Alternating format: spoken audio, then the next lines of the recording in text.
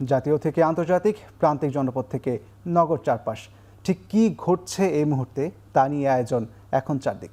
আপনাদের সাথে আছি ইশতিয়াক আহমেদ। টানা ৫ দিনের অবিরাম বৃষ্টিতে চট্টগ্রামের ৫ উপজেলায় পানিবন্দী হয়ে পড়েছেন অন্তত ৪ লাখ মানুষ। এ অবস্থায় চট্টগ্রাম শিক্ষা বোর্ডে শনিবারের এইচএসসি ও সমমানের পরীক্ষা স্থগিত করা হয়েছে। এছাড়াও জেলায় ১৫ জুলাই পর্যন্ত পর্যটকদের ভ্রমণে নিষেধাজ্ঞা দিয়েছে প্রশাসন। অব্যাহত বৃষ্টিতে চতুর্থ দিনেও বন্যা পরিস্থিতির কোনো উন্নতি হয়নি। চট্টগ্রামের সাতকানিয়া, বাঁশখালী, রাউজান উপজেলায় বুক সমান পানিতে ডুবে গেছে সড়ক, বসতঘর, হাট বাজার। বসতবাড়ি ফেলে উঁচু দালানে আশ্রয় নিয়েছেন পানিবন্দী মানুষ। শুকনো খাবার, সুপেয় পানির সংকট দেখা দিয়েছে অনেক এলাকায়। এদিকে রাঙ্গামাটিতেও থেমে থেমে বৃষ্টিপাত অব্যাহত রয়েছে। বৃষ্টি আর উজানের ঢলে কাপ্তাই হ্রদ তীরবর্তী নিম্নাঞ্চল প্লাবিত হওয়ায় দেখা দিয়েছে বন্যা পরিস্থিতি। অন্যদিকে বান্দরবানে তলিয়ে গেছে বহু গ্রাম, এখনও স্বাভাবিক হয়নি সড়ক যোগাযোগ।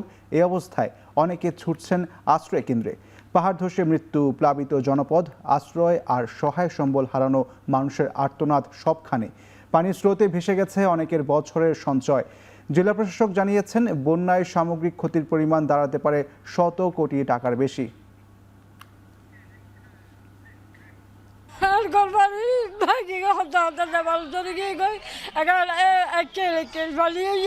আজ 7 দিন এতটুক পানি কেল পর্যন্ত আমরা এখানে থাকতে পারি না, খানা পিনা সব ওখানে বাসায় থাকি। আমাদের এখানে এখন বন্যার এত পরিস্থিতি খারাপ, মানে কোনো রকমের এই একদম ছোট বাচ্চা কাচ্চা নিয়ে ডাক্তারের এখানে বলেন খুবই নাজেহাল অবস্থা। আমার ঘর বাড়ির দেওয়াল সব পড়ে গেছে, বেড়া তারা সব ঘুরে গেছে, কিছু নাই। আমরা এখন অন্য বাসাতে আশ্রয় নিছি। সাতকানিয়ার প্রায় 70% এলাকা ইনান্ডেটেড, পানির নিচে তলিয়ে গিয়েছে। প্রায় 4.5 লক্ষ মানুষ এখন পানিবন্দী অবস্থায় পড়ে আছে। এদিকে টানা বর্ষণ ও ভারতের উজান থেকে নেমে আসা পাহাড়ি ঢলে দেশের উত্তর পূর্বাঞ্চল, পার্বত্য এলাকা এবং উপকূলের বন্যা পরিস্থিতির আরও অবনতি হয়েছে। মৌলভীবাজারে মনু নদীতে পানি বইছে বিপদসীমায়। হবিগঞ্জে খোয়াই নদীর বাঁধ ভেঙে অন্তত 25টি গ্রাম প্লাবিত হয়েছে। কক্সবাজারে 35টি ইউনিয়ন পানির নিচে। আর গত 4 দিনে পাহাড় ধস ও পানিতে ডুবে রোহিঙ্গা সহ 22 জনের মৃত্যু হয়েছে। রাঙ্গামাটি, বান্দরবান ও খাগড়াছড়িতে পাহাড় ধস, সড়ক বিচ্ছিন্নতা এবং বন্যার কারণে আশ্রয় কেন্দ্রে উঠেছেন হাজারো মানুষ। বিভিন্ন জেলায় নদীর পানি বৃদ্ধি, বাঁধ ভাঙ্গন ও প্লাবনে জনজীবন বিপর্যস্ত হয়ে পড়েছে। মৌলভীবাজারে রাজননগরে উজিরপুর এলাকায় প্রতিরক্ষা বাঁধ ভেঙে অন্তত 10টি গ্রাম প্লাবিত হয়েছে। বান্দরবানে পানি কিছুটা কমলেও সাঙ্গু, মাতামুহুরী ও বাঁকখালী নদীর পানি এখনও বিপদসীমার উপরে। অনেক এলাকায় সড়ক যোগাযোগ, বিদ্যুৎ ও মোবাইল নেটওয়ার্ক স্বাভাবিক হয়নি।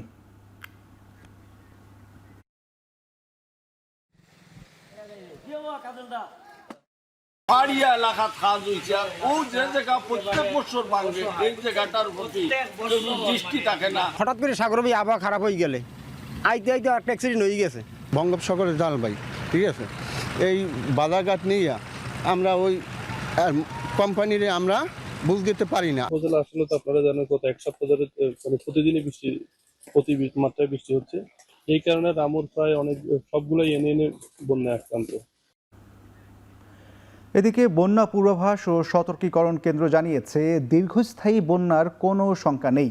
কমতে শুরু করেছে 5টি নদীর পানি, তবে এখনও 9টি পয়েন্টে পানি বিপদসীমার উপর দিয়ে প্রবাহিত হচ্ছে বলে জানান কেন্দ্রের উপবিভাগীয় প্রকৌশলী পার্থ প্রতিম বড়ুয়া। বলেন, বৃষ্টিপাত কমার সাথে সাথে নদীর পানি কমে গিয়ে আকস্মিক বন্যার পরিস্থিতির উন্নতি হবে। আজকে সকাল 9টার তথ্য অনুযায়ী 5টা নদীর 9টা পানি সমতল স্টেশন বর্তমানে বিপদসীমার উপর অবস্থান করছে। এই নদীগুলো হলো আমার মূলত বান্দরবান এবং কক্সবাজার জেলার সাঙ্গু এবং মাতামুহুরী নদী, মৌলভীবাজার এবং হবিগঞ্জ জেলার মনু, খোয়াই নদী এবং সেই সাথে কুশিয়ারা নদী, 2টি পয়েন্টে বর্তমানে বিপদসীমার উপরে অবস্থান করছে।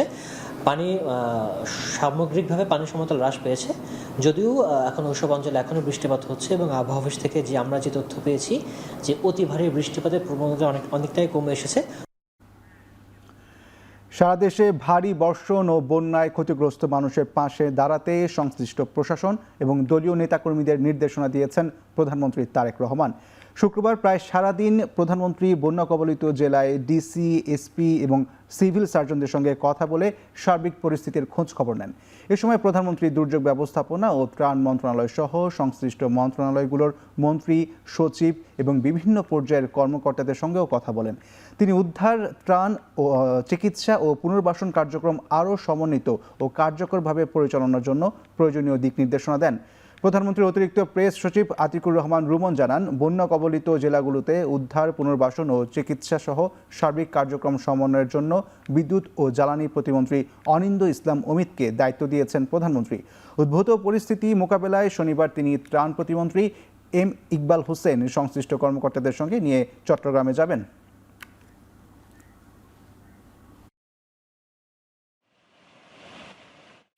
এর আগে চলমান দুর্যোগে প্রশাসনকে দৃঢ়ভাবে জনগণের পাশে থাকার নির্দেশ দিয়েছেন প্রধানমন্ত্রী তারেক রহমান।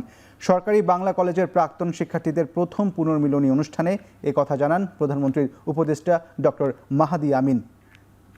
কোথাও কোথাও পাহাড় ধস হয়েছে, অনেকগুলো মানুষ মারা গিয়েছেন। এটি অত্যন্ত আমাদেরকে ব্যথিত করেছে, গভীরভাবে মর্মাহত করেছে। জনগণের নির্বাচিত সরকারের মাননীয় প্রধানমন্ত্রী এটিকে নিয়ে অত্যন্ত দৃঢ়ভাবে প্রশাসনকে, আইন শৃঙ্খলা বাহিনীকে এবং সর্বস্তরের সকল যারা প্রশাসনের রাষ্ট্রযন্ত্রের সাথে জড়িত হয়েছেন নির্দেশনা দিয়েছেন যেন জনগণের সাথে থাকেন, জনগণের পাশে থাকেন। শেখ হাসিনা যা বলেন তা করেন না বলে মন্তব্য করেছেন জামায়াত আমির ডক্টর শফিকুর রহমান। তিনি বলেন, শেখ হাসিনা আগে বলেছিলেন দেশ ছেড়ে পালাবেন না, কিন্তু পালিয়েছেন, এবারও তিনি আসবেন না। এ সময় বন্যা পরিস্থিতি ও ত্রাণ কার্যক্রম নিয়ে জামায়াত আমির জানান, পানিবন্দী মানুষের জন্য সরকারের পদক্ষেপের কথা শোনা গেলেও বাস্তবে এর কোনো প্রয়োগ দেখা যাচ্ছে না। সরকারি ত্রাণ বা আর্থিক সহায়তা যেন আত্মসাৎ বা ৯/৬ না হয় সে বিষয়ে সবাইকে সজাগ থাকার আহ্বান জানান তিনি। এর আগে সকালে বাঁশখালী, সাতকানিয়া ও চট্টগ্রামের বন্যা কবলিত এলাকা পরিদর্শন ও ত্রাণ বিতরণ করেন জামায়াত আমির। এ সময় তিনি বাঁশখালী এলাকায় বন্ধ স্লুইস গেট খুলে দেওয়ার দাবি জানান।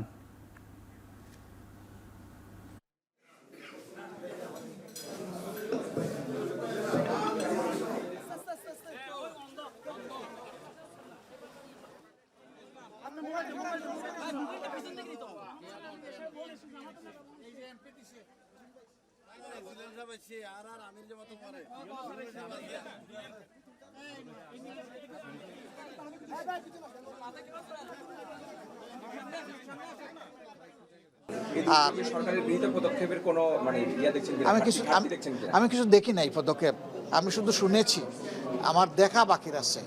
সংসদে শুনেছি যে এই পদক্ষেপ নেওয়া হয়েছে, কিন্তু আমি দেখি নাই কিছু। আমরা রয়টার্সে শুনেছি যে পলাতক শেখ হাসিনা তিনি সাক্ষাৎকার দিয়েছেন, ডিসেম্বরে তিনি দেশে ফিরবেন এবং আত্মসমর্পণ করবেন দেশে ফিরে। আচ্ছা দেখেন, তিনি তো বলছিলেন যে তিনি দেশ ছেড়ে যাবেন না। তিনি গিয়েছেন কিনা? গিয়েছেন তো। এখন তিনি বলতেছেন আসবেন, তিনি আসবেন না। ডিসেম্বরে শেখ হাসিনার দেশে ফেরার আলোচনা মূলত একটি প্রোপাগান্ডার অংশ বলে মন্তব্য করেছেন এনসিপির আহ্বায়ক ও বিরোধী দলের চিফ হুইপ নাহিদ ইসলাম। তিনি বলেন, শেখ হাসিনা দেশে ফিরলে তার বিরুদ্ধে থাকা মামলার রায় কার্যকর করাই হবে রাষ্ট্রের প্রথম দায়িত্ব। শুক্রবার বিকেলে রাজধানীর কাকরাইলে ন্যাশনাল SME অ্যাসোসিয়েশনের আলোচনা সভা ও সম্মাননা প্রদান অনুষ্ঠানে নাহিদ ইসলাম বলেন, গণহত্যার বিচার কার্যকর হলে তা দেশের রাজনৈতিক স্থিতিশীলতা প্রতিষ্ঠায় গুরুত্বপূর্ণ ভূমিকা রাখবে। পাশাপাশি আওয়ামী লীগের অন্য কোনো রাজনৈতিক পরিকল্পনা বাস্তবায়নের চেষ্টা হলে দেশের জনগণ তা প্রতিহত করতে প্রস্তুত বলেও মন্তব্য করেন সংসদের বিরোধী দলীয় নেতা। আন্তর্জাতিক কিছু গণমাধ্যমের পাশাপাশি দেশের কিছু গণমাধ্যমেও আওয়ামী লীগকে রাজনৈতিকভাবে স্বাভাবিক করার প্রচেষ্টা চলছে বলে অভিযোগ করেন তিনি।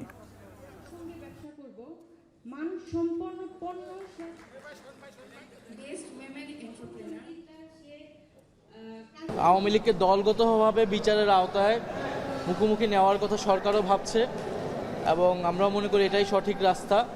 শেখ হাসিনার রায় অলরেডি হয়ে গিয়েছে, এখন এটা কার্যকর করতে হবে।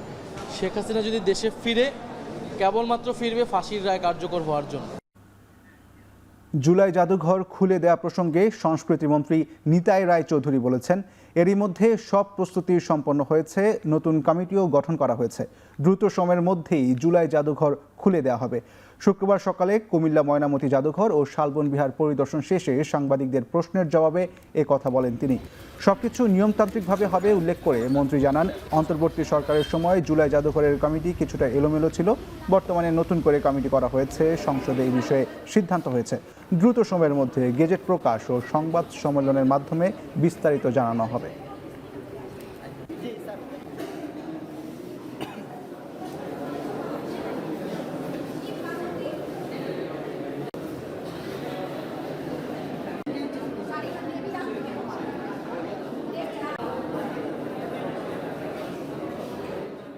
জুলাই জাদুঘর এটা তো সবই তো একটা নিয়ম মতো চলবে।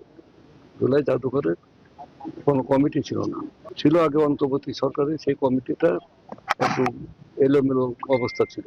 গেজেট হয়ে যেতে আমাদের কমিটি হয়ে গেছে, এখন আমরা সাংবাদিক সম্মেলনের মাধ্যমে শিগগিরই আমরা চালু করব।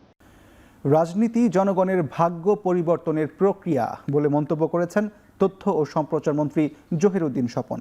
শুক্রবার বেলা 12:30টার দিকে বরিশাল বিশ্ববিদ্যালয়ে এক অনুষ্ঠানে এ কথা বলেন তিনি। তথ্যমন্ত্রী জানান, সরকারের পাশাপাশি সামাজিক সংগঠনগুলোর তৎপরতা অব্যাহত রাখতে হবে। প্রমাণ করতে হবে রাজনীতি কেবলই ক্ষমতা ভোগ করার প্রক্রিয়া নয়, যে রাজনৈতিক দল ক্ষমতায় যায় তাদের কর্মকাণ্ডের মধ্য দিয়ে তা প্রমাণ করতে হবে। পরে তিনি বরিশাল বিশ্ববিদ্যালয় ক্যাম্পাসে বৃক্ষরোপণ করেন।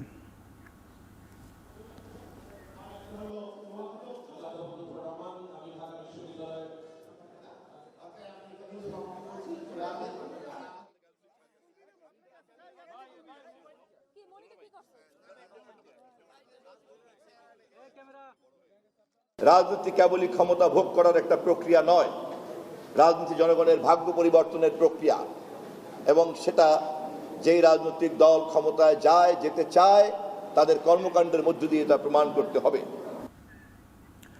নেতাকর্মীদের এমন কোনো সুবিধা দেয়া হবে না যা সরকারের ভাবমূর্তি ক্ষুণ্ণ করে বলে মন্তব্য করেন আইন, বিচার ও সংসদ বিষয়ক মন্ত্রী মোহাম্মদ আসাদুজ্জামান। শুক্রবার দুপুরে ঝিনাইদহের শৈলকুপা উপজেলা স্বাস্থ্য কমপ্লেক্স মিলনায়তনে তিনি এই কথা বলেন। এ সময় সরকারি দপ্তর বা উন্নয়ন প্রকল্পে কোনো দলীয় সিন্ডিকেট বরদাস্ত করা হবে না বলেও হুঁশিয়ারি দেন তিনি। এ সময় জেলা প্রশাসক মোহাম্মদ নোমান হোসেন, পুলিশ সুপার মিয়া মোহাম্মদ আশিস বিন হাসান সহ অনেকে উপস্থিত ছিলেন। অপরাধী আমাদের কাছে একজন অপরাধী।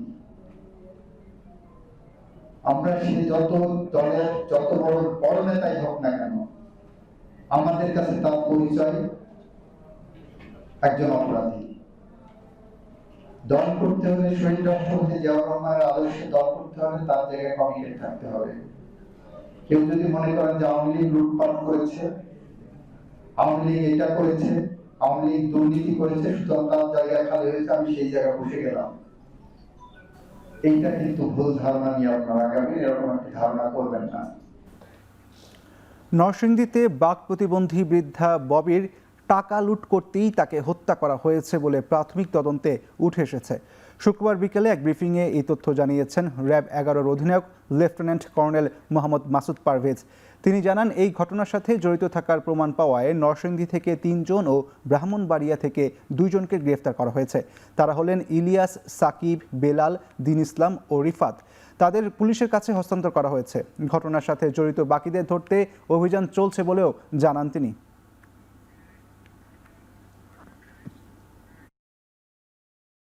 এই বৃদ্ধা মহিলা যিনি বাক প্রতিবন্ধী, উনি প্রায় দীর্ঘ 25 বছর যাবৎ ওই রেল স্টেশনে একটি পরিত্যক্ত ভবনে থাকতেন।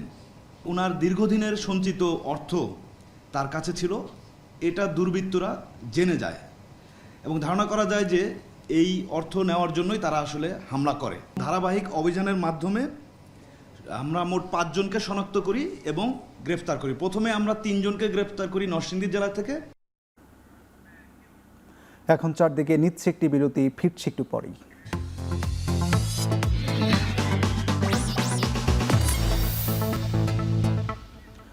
বিরতির পর ফিরে এলাম, দেখছেন এখন চারদিকে। বিএনপি জুলাই সনদের দাবিগুলো অক্ষরে অক্ষরে বাস্তবায়ন করবে বলে জানান মৎস্য ও প্রাণী সম্পদ প্রতিমন্ত্রী সুলতান সালাউদ্দিন টুকু। এ সময় মন্ত্রী বলেন, দেশ ও জনগণের স্বার্থকে সর্বোচ্চ গুরুত্ব দিয়ে সব ধরনের পদক্ষেপ নেওয়া হবে। শুক্রবার বিকেলে টাঙ্গাইল নতুন বাস স্ট্যান্ডে যাত্রী সেবায় স্থাপিত অভিযোগ কেন্দ্রের উদ্বোধন শেষে সাংবাদিকদের প্রশ্নের জবাবে তিনি এই কথা বলেন। এ সময় সীমান্ত পরিস্থিতি নিয়ে দেশের স্বার্থের বাইরে গিয়ে কোনো সিদ্ধান্ত নেওয়া হবে না বলে তিনি মন্তব্য করেন। এর আগে তিনি টাঙ্গাইল নতুন বাস স্ট্যান্ডে বাস মিনিবাস মালিক সমিতির উদ্যোগে যাত্রী সেবার মান উন্নয়নের লক্ষ্যে স্থাপিত অভিযোগ কেন্দ্রের উদ্বোধন করেন। এ সময় উপস্থিত ছিলেন জেলা বাস মিনিবাস সমিতির আহ্বায়ক মোহাম্মদ শফিকুর রহমান খান শফিক, সদস্য সচিব নীলুফা ইয়াসমিন সহ আরও অনেকে।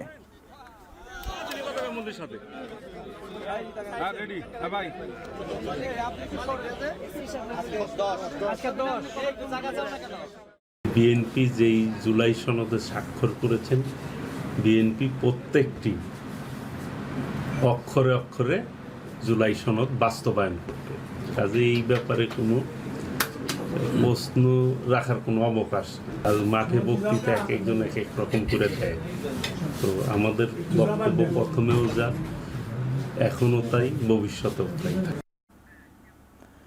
আওয়ামী লীগের যেখানে জন্ম হয়েছে সেখানেই তার দাফন হয়েছে বলে মন্তব্য করেছেন এনসিপির উত্তরাঞ্চলের মুখ্য সংগঠক সার্জিস আলম। জুলাই গণঅভ্যুত্থানের দ্বিতীয় বর্ষপূর্তি উপলক্ষে এনসিপির মাসব্যাপী কর্মসূচির অংশ হিসেবে শুক্রবার রাজশাহীতে এসব কথা বলেন তিনি। আওয়ামী লীগের যেখানে জন্ম হয়েছে, জনাব সালাউদ্দিন আহমেদ স্বরাষ্ট্রমন্ত্রী বলেছেন সেখানে তার দাফন হয়েছে। যে দাফন হয়ে যায়, দাফন হওয়ার পর ওই কবরস্থানে গেলে শুধুমাত্র কঙ্কাল খুঁজে পাওয়া যায়। আমরা আগামীর বাংলাদেশে শুধুমাত্র ওই গণহত্যাকারীদের, হাসিনার, আওয়ামী লীগের কঙ্কালগুলো ঝুলন্ত অবস্থায় দেখতে চাই। এর অন্যথায় কিছু হলে বিএনপি এর দায় কোনোদিন এড়াতে পারবে না এবং এর ফল বিএনপিকে ভোগ করতে হবে। এনসিপির মুখ্য সংগঠক ও কুমিল্লা 4 আসনের সংসদ সদস্য হাসনাত আবদুল্লাহ বলেছেন, জুলাইয়ের আগেও ভোট চুরি হয়েছে, জুলাইয়ের পরও ভোট চুরি হয়েছে। শুক্রবার বিকেলে নোয়াখালীতে গণভোট বাস্তবায়ন, কর্মসংস্থান ও সীমান্ত সুরক্ষার দাবিতে জুলাই পদযাত্রা কর্মসূচিতে অংশ নিয়ে প্রধান অতিথির বক্তব্যে তিনি এসব কথা বলেন। এর আগে দেশ গড়তে জুলাই জাগরণ কর্মসূচির অংশ হিসেবে জুলাই পদযাত্রা 2026-এ অংশ নেন এনসিপি নেতারা। জেলা শহরের মফিজ প্লাজার সামনে থেকে শুরু হয়ে পদযাত্রা বিভিন্ন সড়ক প্রদক্ষিণ করে সুপার মার্কেটের সামনে শেষ হয়।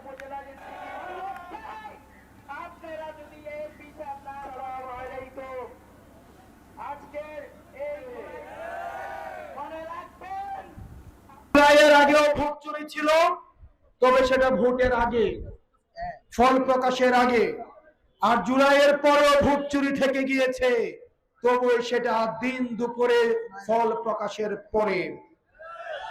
প্রিয় বিএনপি, মনে রাখবেন, এই তরুণ প্রজন্মের বিপক্ষে গিয়ে আপনারা যদি মনে করে থাকেন যে আপনারা দেশটাকে সুপথে পরিচালিত করতে পারবেন, আপনারা সংস্কার করতে পারবেন এই জনগণের বিপক্ষে গিয়ে, তাহলে আপনারা ভুল ভাবছেন।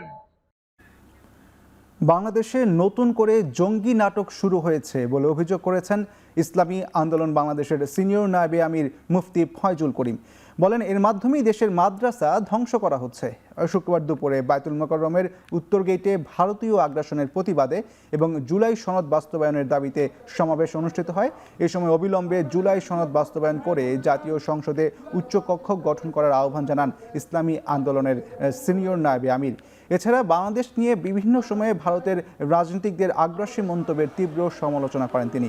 সভা শেষে পল্টনে বিক্ষোভ মিছিল করে ইসলামী আন্দোলন।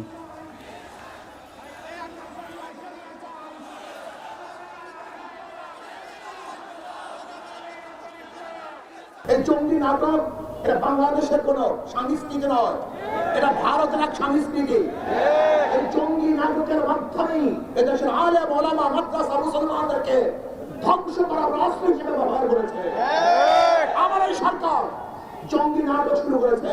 আজকে বাংলাদেশ সরকারকে বলবো, বহু বুক ভরা আশা নিয়ে মানুষ আপনাকে ক্ষমতায় বসিয়েছে, কিন্তু খবরদার, যিনি মানুষের সাথে জনগণের প্রতারণা করেন, তামাশা করেন, তার বাংলাদেশের মানুষ 47 রক্ত দিয়েছে, 71 রক্ত দিয়েছে, বার রক্ত দিয়েছে, 24 রক্ত দিয়েছে, প্রয়োজন আবার রক্ত দিয়ে আপনার সমস্ত ধ্বংসাত্মক কার্যক্রম থেকে মানুষ ফিরিয়ে দিবে ইনশাআল্লাহ।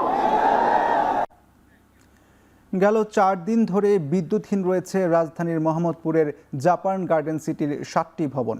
চরম ভোগান্তিতে পড়েছেন ভবনগুলোতে থাকা 4 শতাধিক পরিবার। শুক্রবার আবাসিক এলাকাটিতে সরেজমিনে গিয়ে এমন চিত্র দেখা গেছে। বাসিন্দারা জানান, বিদ্যুৎ না থাকায় দৈনন্দিন কাজকর্ম ও শিক্ষার্থীদের পড়ালেখায় বিরূপ প্রভাব পড়েছে। এছাড়া পানি না থাকায় গৃহস্থালির কাজও করা যাচ্ছে না। এমন পরিস্থিতিতে আত্মীয় স্বজনদের বাসায় অবস্থানসহ আবাসনটি ছাড়ার চিন্তা করছেন কেউ কেউ। অনেকে গার্ডেন সিটি কর্তৃপক্ষের অবহেলায় ক্ষোভও প্রকাশ করেন। এই বিষয়ে জাপান গার্ডেন সিটির দপ্তর সম্পাদক আরিফ জমিন বলেন, 7টি ভবনের অভ্যন্তরীণ বিদ্যুৎ লাইনে ত্রুটি থাকায় সংযোগ দেওয়া যায়নি। সমস্যা সমাধানে ডিপিডিসির সাথে কাজ করা হচ্ছে। শিগগিরই ভবনগুলোর সংযোগ সচল করা হবে। তবে সুনির্দিষ্ট সময়ে বলতে পারেননি তিনি। প্রসঙ্গত গেল 7 জুলাই আবাসনটির নিজস্ব বিদ্যুৎ উপকেন্দ্রে বিস্ফোরণ হয়। এতে আবাসনটির 27টি ভবন বিদ্যুৎ বিচ্ছিন্ন হয়ে যায়। 3 দিন বিদ্যুৎহীন থাকার পর গতকাল বৃহস্পতিবার রাতে 19টি ভবনে সংযোগ দেওয়া হয়।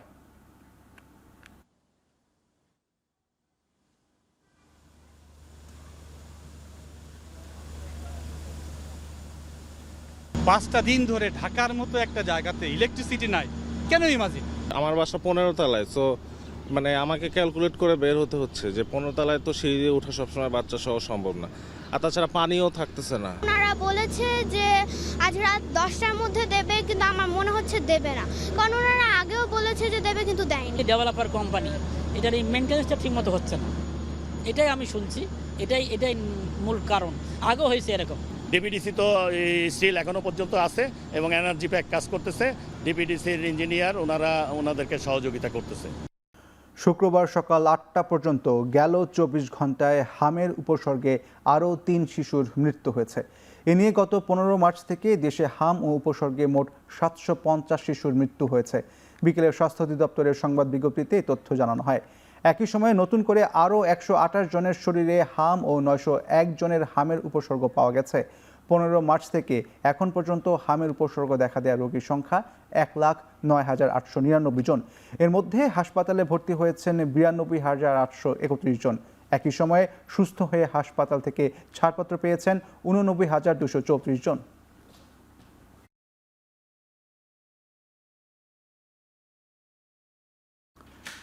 বৃষ্টিতে রাজধানীর কারওয়ান বাজার সহ অন্যান্য বাজার ও সবজির পাশাপাশি বেড়েছে নিত্য পণ্যের দাম।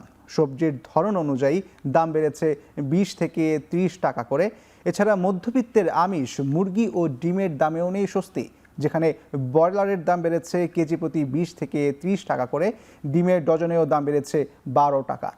ঢাকা 2 সিটির প্রায় সব বাজারেই এমন চিত্র।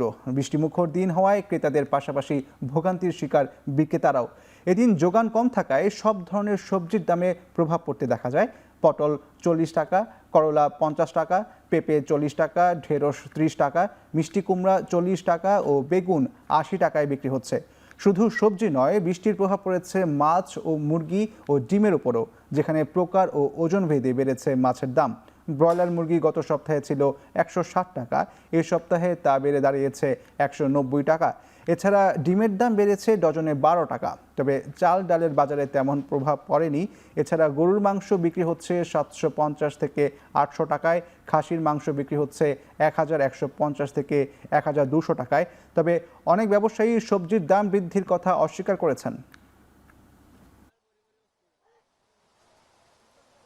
ম্যাক্সিমাম জিনিসপত্র ডাবল, আর দ্রব্যমূল্যের যে দাম, আমরা নিম্ন শ্রেণীর মানুষ, আমাদের জন্য খুবই কঠিন। শুরু হয়েছে বৃষ্টি, এখনই কাঁচামরিচ নাই, তাহলে 1 সপ্তাহ পরে তো কাঁচামরিচ পাওয়াই যাবে না, সোনারঙের মতন হয়ে যাবে একটা কাঁচামরিচ। তরকারির দাম একটু কম ছিল, বৃষ্টিপাতের কারণে একটু দাম বাড়ছে। চিনি গুঁড়া, পোলাও চাল দাম বাড়ছে, রাইস ব্যান তেল দাম বাড়ছে, সর্ষের তেল। এখন বর্তমানে দাম বেশি হলো চিংড়ি মাছ, রূপচাঁদা মাছ, ইলিশ মাছ, আইড় মাছ, এগুলির দাম অনেক বেশি। গত 10-12 দিন আগে ছিল 170 টাকা ছিল, গেছে সপ্তাহে 90 টাকা লাস্ট ব্রয়লার উঠছে।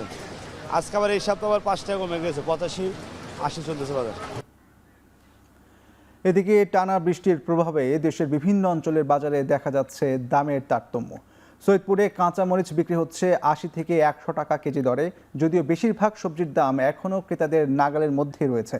অন্যদিকে ময়মনসিংহে ছোট মাছ ও ব্রয়লার সোনালী মুরগির দাম কিছুটা বেড়েছে, তবে বড় মাছের দাম কেজিতে 20 থেকে 30 টাকা কম। টানা বৃষ্টিতে রাজশাহীতে সব সবজির দাম বেড়েছে কেজি প্রতি 10 থেকে 15 টাকা। সপ্তাহ ব্যবধানে কেজি প্রতি সবজি বিক্রি হচ্ছে 10 থেকে 15 টাকা বেশি দামে। মূলত টানা বৃষ্টিতে সরবরাহ কম থাকায় এসব সবজির দাম কিছুটা বাড়তি। এদিকে সপ্তাহ ব্যবধানে যশোরে কেজি প্রতি সবজির দাম বেড়েছে 5 থেকে 10 টাকা। বিক্রেতারা বলছেন টানা বৃষ্টিতে বাজারে সরবরাহ কম থাকায় দাম বেড়েছে। অন্যদিকে হঠাৎ দাম বাড়ায় খানিকটা বিপাকে পড়তে হচ্ছে ক্রেতাদের। বাজারে ইলিশের সরবরাহ কম থাকলেও চাঁদপুরে স্থিতিশীল রয়েছে মাছের দাম।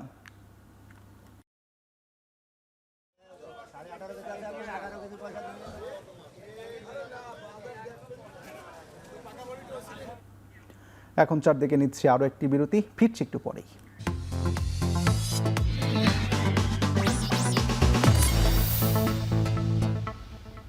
বিরতির পর ফিরে এলাম আরো একবার, দেখছেন এখন চারদিক।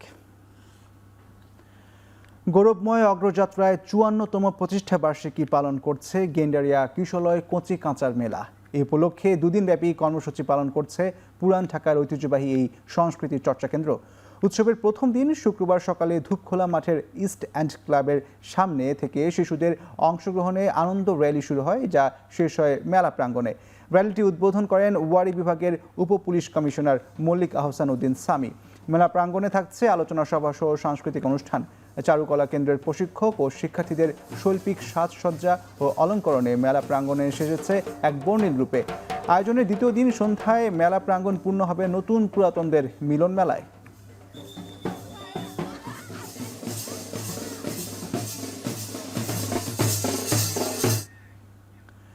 জীববৈচিত্র্য সংরক্ষণ, পরিবেশ নিয়ে গবেষণা, বৃক্ষরোপণ ও পরিবেশ সচেতনতায় অবদান রাখায় 6 জনকে দ্বিজেন শর্মা পরিবেশ পদক 2025 যৌথভাবে প্রদান করেছে ব্র্যাক ব্যাংক ও তরুপল্লব। শুক্রবার বিকেলে বাংলা একাডেমিতে পদক তুলে দেন পরিবেশ, বন ও জলবায়ু পরিবর্তন মন্ত্রী আব্দুল আওয়াল মিন্টু। এ সময় তিনি বলেন, প্রকৃতি সংরক্ষণ করা এখন জাতীয় দায়িত্ব। একই সাথে প্রকৃতি রক্ষার প্রচেষ্টা সমাজ জুড়ে ছড়িয়ে দেওয়ার আহ্বান জানান মন্ত্রী। আরও বলেন, সম্মাননা প্রাপ্তরা প্রমাণ করেছেন ইতিবাচকভাবে চাইলেই পরিবেশ রক্ষায় পরিবর্তন আনা সম্ভব। মূলত বিরল ও বিলুপ্তপ্রায় প্রজাতির উদ্ভিদ সংরক্ষণ, নিরাপদ খাদ্য উৎপাদন সহ প্রকৃতি সংরক্ষণে বিভিন্ন খাতে অবদান রাখায় 158 জন থেকে বাছাই করে 6 জনকে পদক প্রদান করা হয়। অনুষ্ঠানে অর্থ মন্ত্রণালয়ের আর্থিক প্রতিষ্ঠান বিভাগের সচিব নাজমা মোবারক, ব্র্যাক ব্যাংকের এমডি তারেক রেফাত উল্লাহ সহ আরও অনেকে উপস্থিত ছিলেন।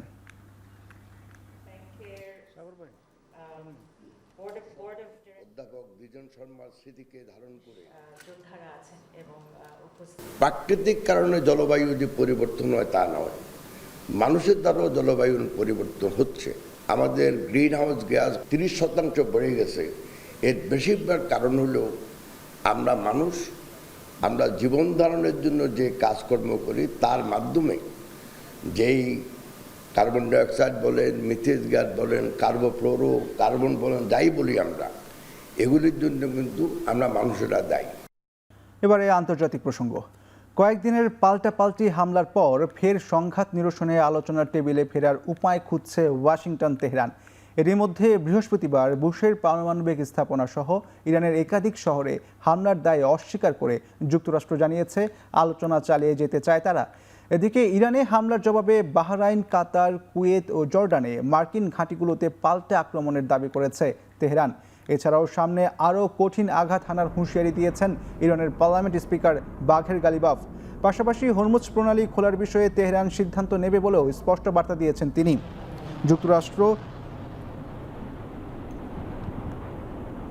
যুক্তরাষ্ট্র ইরান পাল্টাপাল্টি হামলা ঘিরে হরমুজ প্রণালীতে বাণিজ্যিক জাহাজ চলাচল উল্লেখযোগ্য মাত্রায় কমে এসেছে।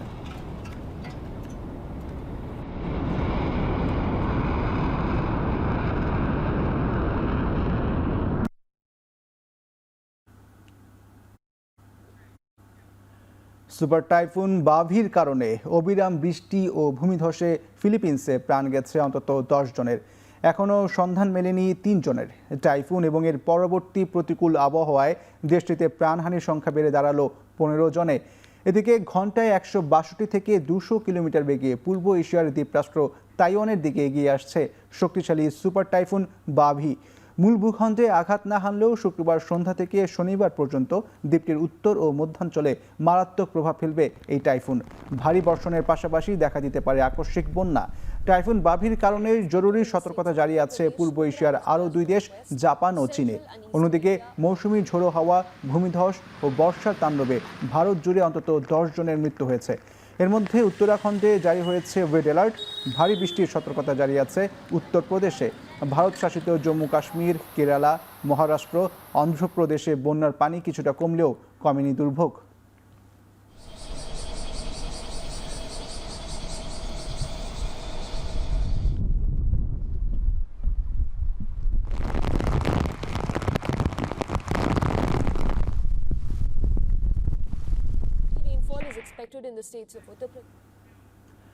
পাকিস্তানের সংঘাত কবলিত বেলুচিস্তানে ৩ দিনে বিচ্ছিন্নতাবাদীদের ৩টি হামলায় প্রাণ গেছে ৪ বেসামরিক সহ ৪২ জন পুলিশ ও সেনা কর্মকর্তার। পাল্টা অভিযানে নিহত হয়েছে ৫৪ জন বিচ্ছিন্নতাবাদী। বেলুচিস্তানে সংঘাতময় পরিস্থিতির জন্য বৃহস্পতিবার প্রতিবেশী ভারতকে দায়ী করেন পাকিস্তানের প্রধানমন্ত্রী শেহবাজ শরীফ। প্রাদেশিক রাজধানী কোয়েটায় এক উচ্চ পর্যায়ের বৈঠকে বলেন, আফগান ভূখণ্ড ব্যবহার করে এসব হামলা চলছে পাকিস্তানে। চলতি সপ্তাহে দেশটির নিরাপত্তা বাহিনীর সদস্যদের লক্ষ্য করে এসব হামলার দায় স্বীকার করেছে পাকিস্তানি তালেবান। পুলিশের নিরাপত্তা চৌকি আর সেনাবাহিনীর গাড়িবহর লক্ষ্য করে এসব হামলা হয় বলে জানিয়েছে পাকিস্তানের সেনাবাহিনী।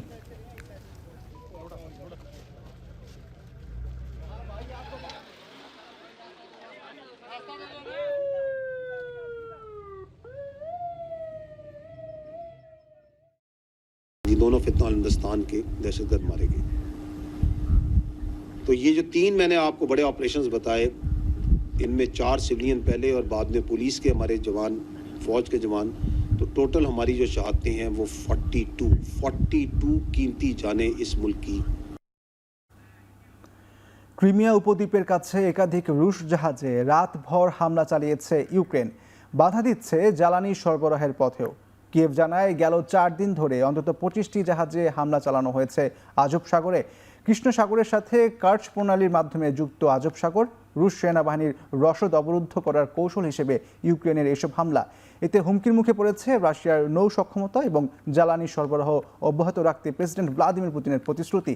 এ পর্যন্ত 36টির বেশি জাহাজে হামলা চালিয়েছে ইউক্রেন। বলা হচ্ছে, বাণিজ্যিক তেলের ট্যাঙ্কারের ছদ্মবেশে এসব জাহাজে আসলে রাশিয়া সামরিক রসদ আনা নেয়া করছিল।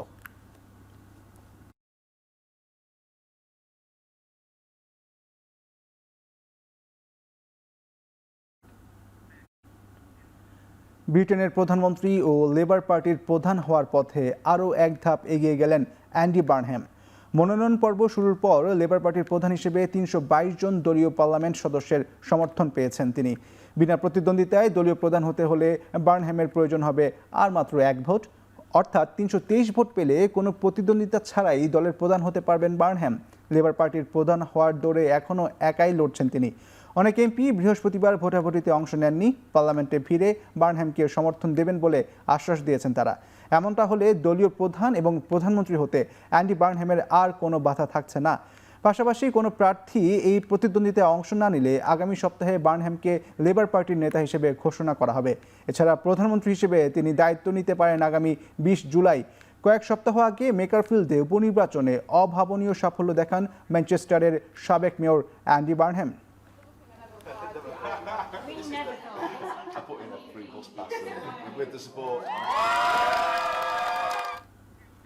এখন চারদিকে নিচ্ছে আরেকটি বিরতি, ফিরছি একটু পরেই।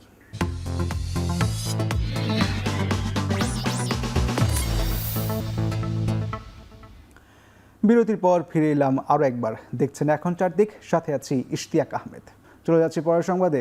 বিশ্ব চ্যাম্পিয়ন আর্জেন্টিনার বিপক্ষে কোয়ার্টার ফাইনালের আগে দুশ্চিন্তায় সুইজারল্যান্ড। অন্যদিকে ইংল্যান্ডের বিপক্ষে ম্যাচকে সামনে রেখে ফ্লোরিডার কোর্ট লডারডেলে শেষ মুহূর্তের প্রস্তুতি সেরেছে নরওয়ে। দলের তরুণ মিডফিল্ডার জোহান মানজামির খেলা নিয়ে এখনও রয়েছে অনিশ্চয়তা। বৃহস্পতিবার অনুশীলনের সময় তাকে খুঁড়িয়ে হাঁটতে দেখা যায়। 20 বছর বয়সী এই মিডফিল্ডার কলম্বিয়ার বিপক্ষে টাই ব্রেকারে জেতা শেষ 16 ম্যাচেও খেলতে পারেননি।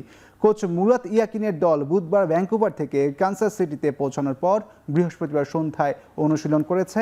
ইংল্যান্ডে জন্ম নেওয়া এবং ম্যানচেস্টার সিটির তারকা আর্লিং হাল্যান্ড বলেছেন, ম্যাচটি তার জন্য বিশেষ, তবে আবেগ নয়, বাস্তবতাই সামনে রাখছেন তিনি।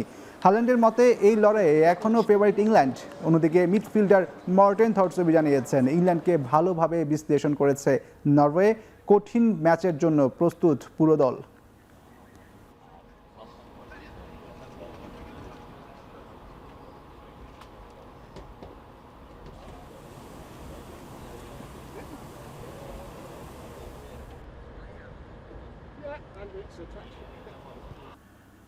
বিতর্কিত রেফারিংয়ে বিশ্বকাপে স্বপ্নভঙ্গ হলেও বীরের বেশি দেশে ফিরেছে মিশর।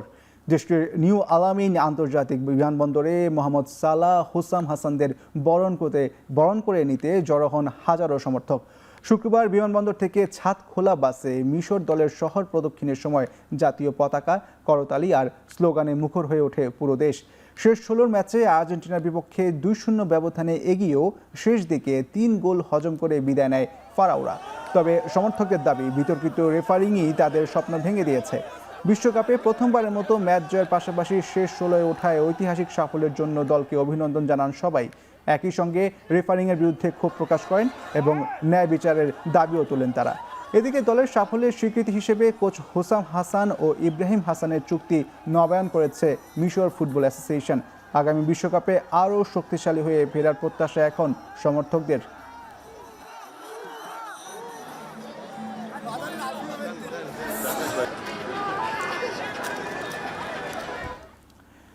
এবারে ক্রিকেট। জিম্বাবুয়ের বিপক্ষে অ্যাওয়ে সিরিজ থেকে ছিটকে গেছেন পেসার মোস্তাফিজুর রহমান। শেষ ওয়ানডের পাশাপাশি টি-20 সিরিজেও তাকে পাচ্ছে না বাংলাদেশ। ক্রিকেট বোর্ডের পক্ষ থেকে জানানো হয়, সবশেষ দ্বিতীয় ওয়ানডেতে হ্যামস্ট্রিং পেশির ইনজুরিতে পড়েন মোস্তাফিজুর রহমান, যে কারণে তাৎক্ষণিকভাবে দেশে ফিরতে হচ্ছে কাটার মাস্টারকে। তার বদলে তৃতীয় ওয়ানডের স্কোয়াডে যুক্ত হচ্ছেন pace bowling allrounder Mohammad Saifuddin. 2021 সালে দেশের হয়ে সবশেষ ওয়ানডে খেলেছিলেন সাইফ। এবার সুযোগ থাকছে 5 বছর পর একদিনের ম্যাচে মাঠে নামার। এদিকে মুস্তাফিজুর রহমানের ইনজুরির কারণে টি-20 স্কোয়াডে যুক্ত হচ্ছেন পেসার তাসকিন আহমেদ। বিশ্রামে থাকার কথা থাকলেও তাসকিনকেই আপাতত বদলি হিসেবে নেওয়া হচ্ছে 20 ওভারের সিরিজে।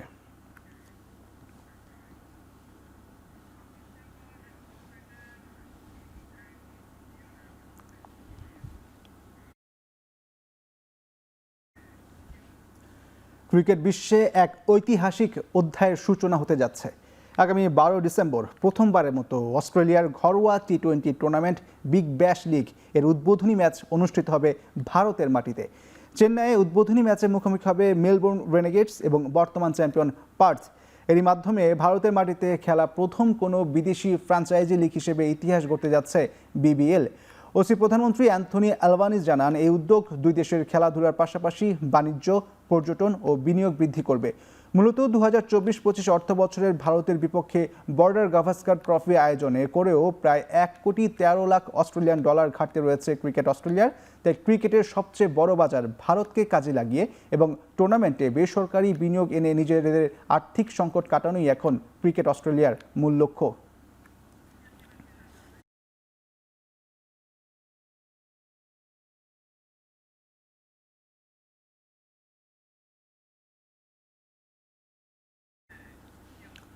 শেষ করছি এখন চারদিক। এখন টেলিভিশন ওয়েবসাইটে দেখতে ভিজিট করুন www.ekhon.tv। এছাড়া ফেসবুকে দেখতে ভিজিট করুন facebook.com/tv.ekhon এবং ইউটিউবে দেখতে ভিজিট করুন youtube.com/c/ekhon tv।